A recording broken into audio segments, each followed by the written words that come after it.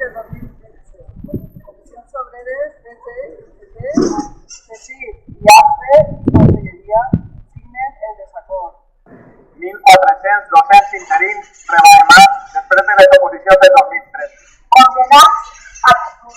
Professor interí, us volem donar les gràcies per la vostra assistència a aquesta concentració un dia tan trist com és el dia d'avui.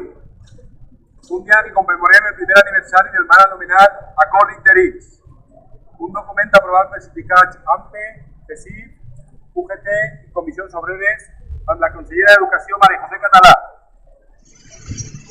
No podem ser impedinar de l'ensenyament públic. Faig la mateixa tasca que un company funcionari de carrera. Vull tindre els mateixos drets.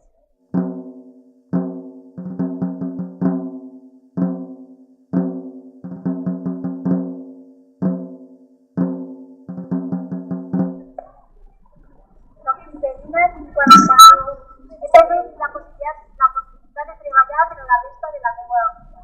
Ara som més precàries.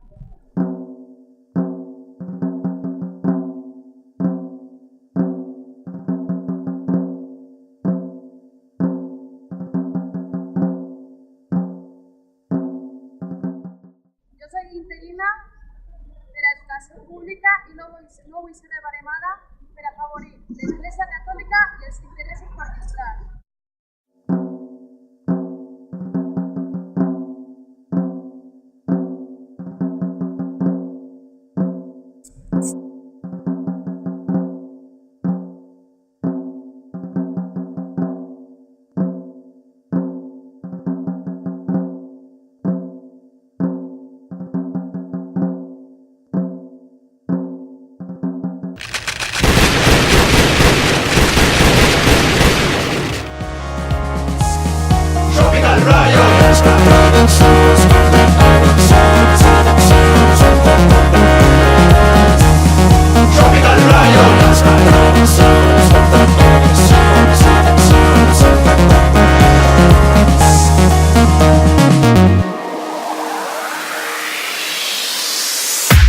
Valgant cridets que sou, jo m'acarris meu flow idiota. Tota resistència és poca, tu tindràs que xapar la boca.